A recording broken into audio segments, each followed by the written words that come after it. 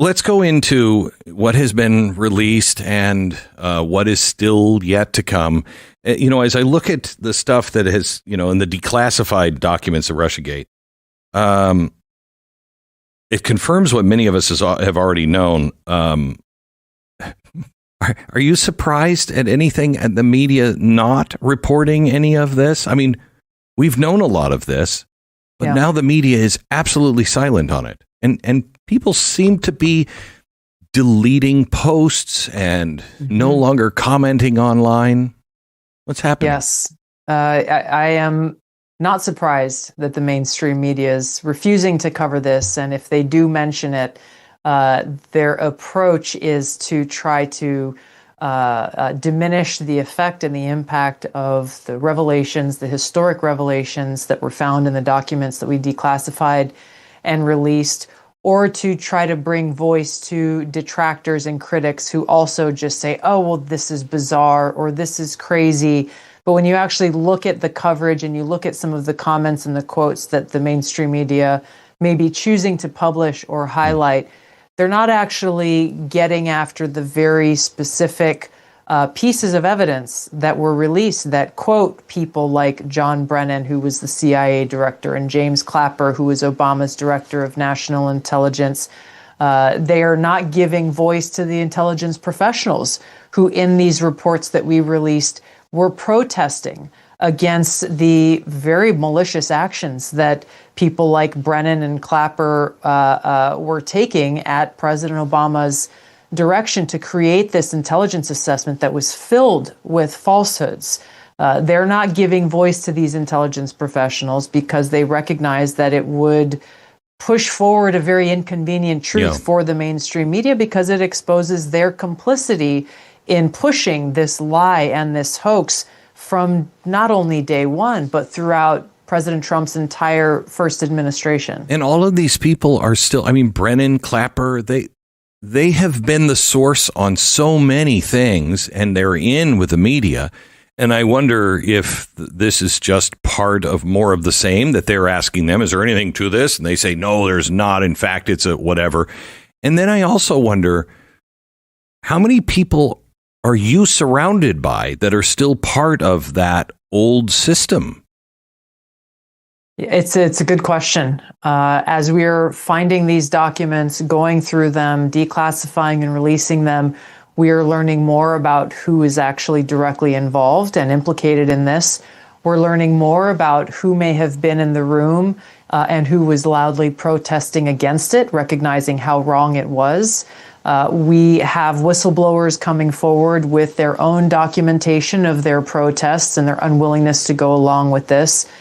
So yes, there are people who are still working within the intelligence community who had a hand in this. As we are identifying them, it will give us the opportunity to make sure that they and others like them who, again, are so willing to weaponize intelligence to subvert the will of the American people can no longer work in the intelligence community. So Devin Nunes, Kash Patel, all these guys were in the last time Trump was in. This was produced in the last administration. Why didn't this come out then? It's a good question, and it's an obvious one. I can't speak for those who were there at that time, but I've asked some of these same questions, and they were facing, I can't speak for all of them, but for Devin, for example, and for Kash, they were up against the deep state in many cases who refused to release these documents. If you remember, Mike Pompeo was President Trump's, I think he was his first CIA director, followed by Gina Haspel. I was told Gina Haspel refused to release these documents. So again, the more that we find in the documentation as whistleblowers come forward, I think the story will continue to be told about what actually happened and why it is that here we are in 2025. And again, this won't surprise many people who've been following this story very closely for years.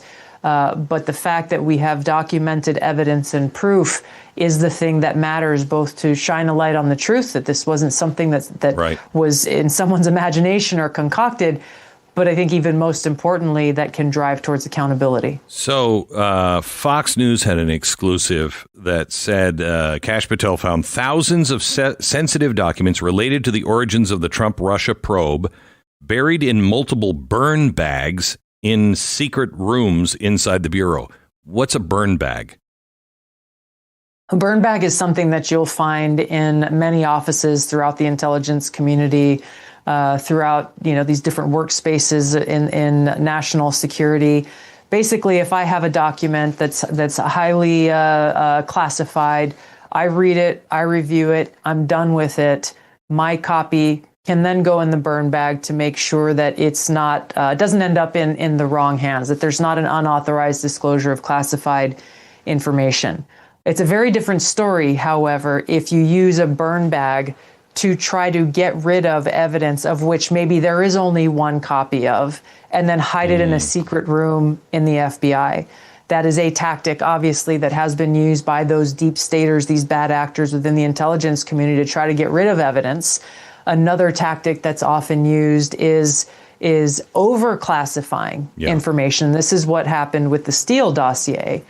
This was already widely publicized as a discredited document. But what John Brennan did and James Clapper did as the CIA director and the Obama's director of national intelligence, they didn't want anybody to know that they used the Steele dossier as a source for this intelligence assessment that was filled with falsehoods they published in January of 2017, as well as other really, really shoddy intelligence sources that would not be acceptable to be used on any topic because they were not deemed credible. They wanted to hide all of this from members of Congress, perhaps, who were reading this, and the American people, and President Trump, then President-elect Trump at that time. And so they overclassified it in a way that there were less than 10 people who could access it. Jeez. And then they locked up the only hard copy documents. This document did not exist on digits. The document that actually exposed, this was the document that we released. Right. They locked that document up and the 5 copies that existed in a safe. And the first time it had been seen, certainly in public, but even by many within the government, was when we released it about a week ago. Sunday, John Radcliffe said that there's more declassification of intelligence coming out that shows how deep this went. He said it's stunning. Any idea on the timeline of that?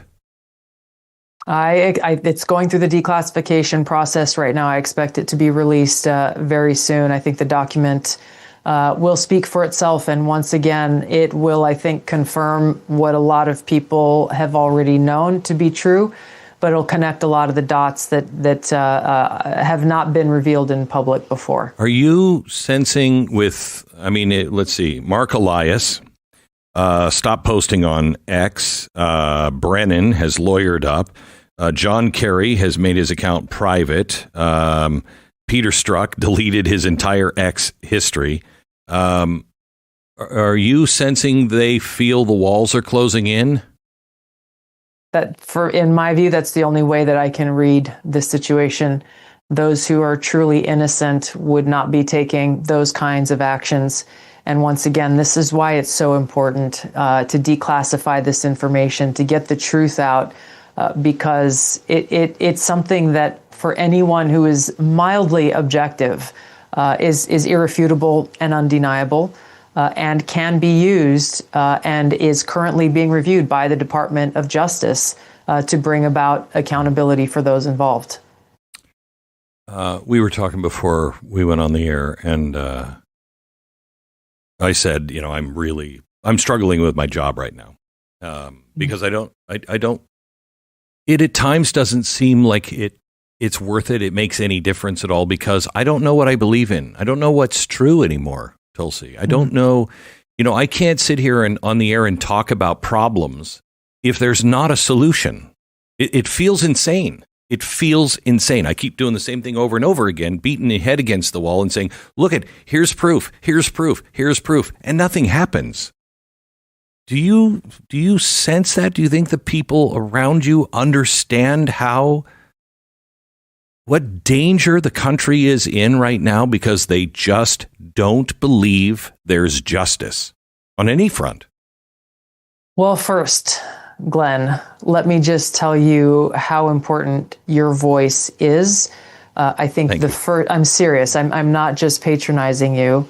It is your voice and voices like yours where you have the ability to reach and impact people from all political stripes, different backgrounds, different walks of life across the country, who are not paying as close attention. I'm just going to keep talking here. We're not paying as close attention. We're not paying as close attention to these things in the way that you and your team are, and your ability to communicate. The first challenge and opportunity is to be able to communicate to the American people why they should care about this at all. Right. What the implications of what we have released and exposed truly are. Not just for President Trump, not just for Republicans or for Democrats, but for the integrity of our democratic republic. And the tactics that are being used by the deep state and have been used in order to, in this case, essentially subvert the will of the American people because, President Obama and his cohort were not happy that President Trump got elected. So the first thing is being able to really communicate clearly the implications of this on our republic. The second piece of this, yes, it is the accountability piece. And I understand the frustration. But our system is set up in the way that it is by our visionary founding fathers. What we have to do is fulfill our duty, focused on the Constitution, and providing this mechanism for accountability to take place, and doing what the American people really have done best since the founding of our country, which is recognizing the power in each of our voices to make sure that we are calling for that necessary action to begin to restore that trust. But I'm sure you can relate. I mean, Dan Bongino posted a cryptic message on X the other day. I read it. Yeah, he said, it shocked me. What I found out at my time at the FBI has shocked me down to the core. We cannot run a republic like this, and I'll never be the same after learning what I've learned. I'm not expecting you to answer for him, but have you felt that way when you've being there? I have seen up close and personal the tactics that are used by those who care more for themselves, their ambition, their job, their influence, their political interests, their selfish, self-serving interests than they care about the Constitution. That every single one of these law enforcement and intelligence community professionals swear an oath, just like I have, both in uniform in the military and as a member of Congress and as Director of National Intelligence, to support and defend the Constitution of the United States. This is why what we are doing matters so much. So yes, I have my own frustrations, trust me, but my resolve is focused and is rooted in my love for our country and my belief in the values and principles that our country was founded upon, and therefore the responsibility that I carry to do something about that which we are revealing, that which I am seeing and experiencing firsthand. It is a heavy responsibility, but it's also an awesome one, and I spend every day doing my best to fulfill it. We've talked before, and I've said to you, you are in the second most dangerous job, I think, in the nation. President Trump is in the most dangerous job in the nation, and I think, you're working around some, people that do this kind of stuff for a living, and we pray for your safety every night.